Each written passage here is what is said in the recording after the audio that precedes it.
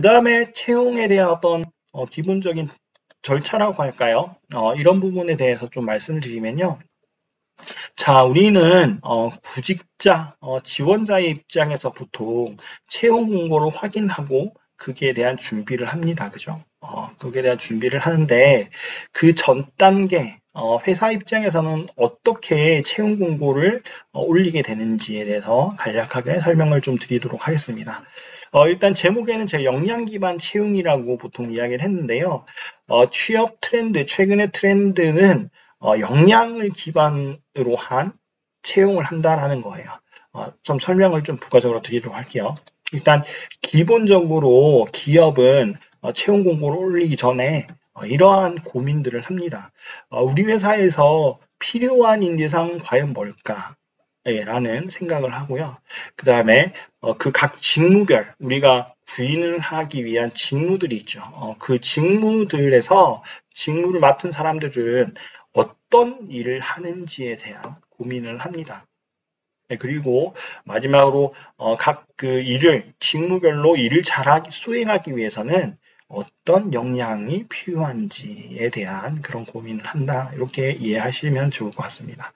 그럼 요것들을 종합적으로 이렇게 검토해서요. 분석이라고 합니다. 사실은 기업 측면에서 직무 분석이라는 부분이 있는데 이거는 제가 혹시나 관심 있으시면 제 다른 영상에서 기업 측면에서의 어떤 직무 분석 방법에 대한 영상들도 있거든요.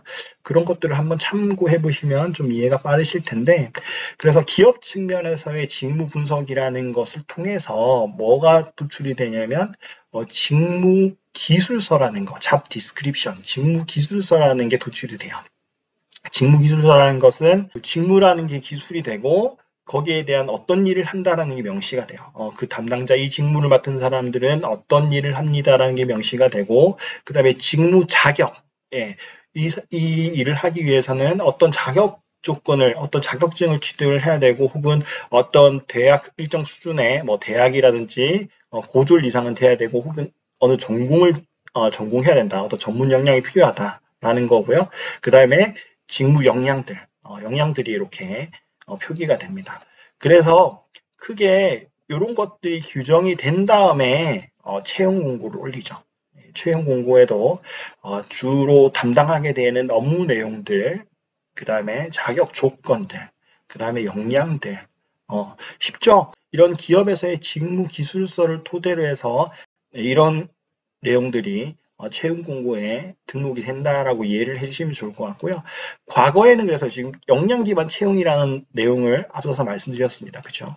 그래서 과거에는 그랬습니다. 기본적으로 채용 공고를 낼 때, 이 사람은 이런 일을 합니다. 담당 업무를 합니다. 정도만 기재를 했던 것 같아요. 그리고 어느 학과를 졸업했으면 좋겠습니다. 아니면 어떤 전공, 어떤 뭐 대학이나 고졸 정도 수준이었으면 좋겠습니다라고 보통 연기를 했다면 이제는 역량이라는 것까지 채용 공고에 같이 올리게 됩니다. 이러이러한 역량을 가졌으면 좋겠습니다라는 것까지 다 같이 올리게 되죠. 그래서 이 역량 기반이라는 것은 이런 능력들, 역량을 갖춰줬으면 좋겠다라는 그런 기준치를 미리 채용 공고에 올린다 이렇게 생각해 주시면 좋을 것 같고요. 지원자 측면에서는 이런 채용 공고를 읽고 내가 해야 되는 업무들은 이러이러한 내용이구나. 그래서 이러한 좀 자격 조건을 갖춰야 되네. 그리고 이러한 역량을 가져야 되네. 라고 생각을 하고 거기에 대한 준비를 하는 거죠. 그래서 지원자 입장에서 여러분들 입장에서 취업을 하고자 하는 지원자, 구직자 입장에서는 그래서 회사에서 어떤 일을 하는지 파악하는 거, 그 다음에 거기에 대한 자격 조건을 파악하는 거, 그 다음에 이제 거기에 대한 역량을 파악하는 게 중요하다. 이렇게 이해를 하시면 좋을 것 같습니다. 그래서 역량이라는 부분은요, 크게 기초 역량과 전문 역량으로 이렇게 두 가지로 구분할 수 있다라고 이야기를 하는데요. 기초 역량이라는 것은 뭐냐? 네, 여러분들, 우리 직장인들이라면 보통 공통적으로 가지고 있는 역량이다. 이렇게 이해하시면 돼요. 네, 가지고 있는 역량이다. 그렇지만 이제 전공 역량, 전문 역량이라는 것은요, 특정한 내가 대학에서의 어떤 전문적으로 할 수 있는 역량들이 있죠. 화학과 관련된 전문 역량을 갖는다거나 IT 개발자 같은 경우에는 프로그래밍과 관련된 역량을 갖는다거나 디자이너 같은 경우에는 미적 감각과 관련된 그런 역량을 갖는 거. 이런 부분들을 이제 전공 역량이라고 할 수 있을 것 같다라는 겁니다. 그래서 기초 역량과 크게 전공 역량으로 역량 구분된다라는 점 잘 이해를 해주시고요. 이런 역량에 기반한 채용이기 때문에 우리는 입사 서류에서 보통 역량 파악을 하기 위해서 경험 질문을 활용한다 이렇게 이해를 해주시면 좋을 것 같아요. 경험 질문을 활용한다 이렇게 이해를 잘 해주시면 좋을 것 같습니다. 왜 경험 질문을 활용하나요? 이렇게 묻으신다면요. 이 부분은 이후의 영상에서 한 번 더 좀 더 구체적으로 좀 언급을 하도록 하겠습니다. 그래서 역량 파악을 위해서 경험 질문을 활용한다. 이렇게 이해를 해주시면 좋을 것 같고요. 앞서서 기초 역량, 기초 능력이라는 걸 말씀을 드렸는데 이건 과연 뭐냐라고 궁금해하실 분도 계실 것 같은데요. 일단 기초 역량이라는 것은 앞서서 이제 그 직장인들, 재직자들이 공통적으로 가지고 있는 역량이다라고 말씀을 드렸죠. 그래서 기초 역량 같은 경우에는 NCS, 우리가 국가에서 직무들을 표준화시켜 놓은 NCS에서는 이런 기초 역량을 총 10가지로 구분을 하고 있습니다. 네, 10가지로 구분하고 있는데 먼저 의사소통 능력 같은 경우에는요. 문서 이해 능력, 그다음에 문서 작성 능력, 경청 능력, 의사 표현 능력, 그다음에 기초 외국어 능력, 이러한 능력들을 아우르는 것을 의사소통 능력이다 이렇게 규정을 하고 있어요. 그래서 회사에서는 이렇게 면대면으로 어떤 회의 시간에 면대면으로 대화하는 경우도 있지만 대부분 많은 시간들을요 문서를 통해서 소통을 합니다. 문서라면 뭐죠? 보고서. 네, 보고서를 통해서 어떤 작성을 하고 이것들을 어떤 내용인지 파악을 하고 이러기 때문에 문서 이해 능력과 작성 능력들이 좀 비중 있게 다루어진다 이렇게 이해를 하시면 좋을 것 같아요. 그 다음에 이제 수리 능력 같은 경우에는 기초 연산 능력, 그다음 기초 통계 능력, 도표 분석 능력, 도표 작성 능력 이런 것들이 있는데요.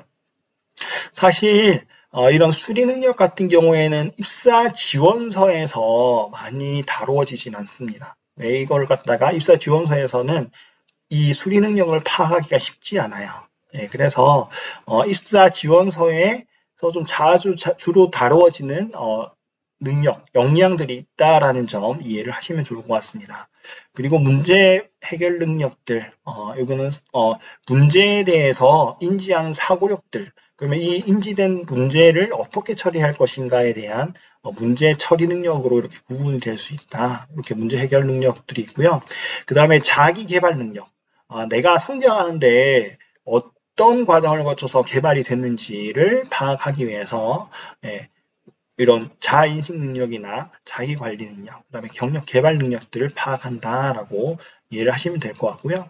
그 다음에 이제 자원관리 능력입니다. 이것은 자원이라고 하면 우리가 시간도 하나의 자원이죠. 그 다음에 금전적인 예산과 관련된 부분들, 그 다음에 어떤 물적 자원들, 기본적으로 예산으로 어떤 물품을 구매한다거나 아니면 어떤 기계를 활용한다거나 이런 것들이 다 물적 자원에 해당하는 거죠. 그 다음에 사람을 활용하는 인적 자원 관리 능력. 이런 부분들을 또 파악을 한다.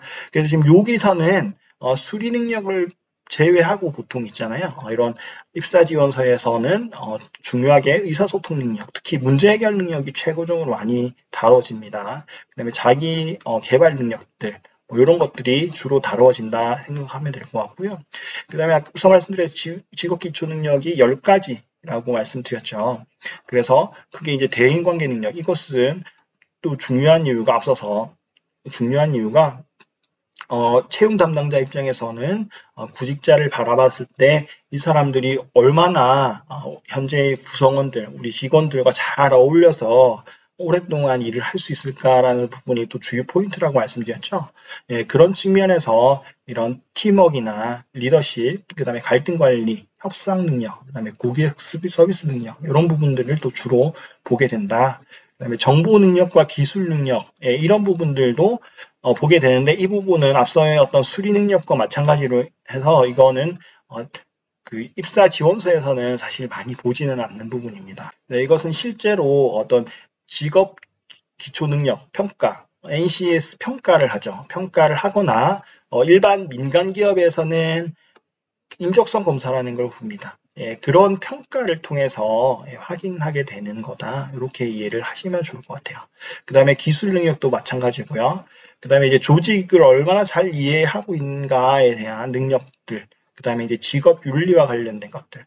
이것도 직업 윤리 같은 경우에 특히 민간 기업에서도 중요하게 생각하지만 공공기관, 공기업에 이렇게 구직을 할 때 많이 중요하게 생각되는 부분입니다. 그래서 근로윤리나 공동체 윤리 부분을 좀 더 파악을 하게 되는 겁니다.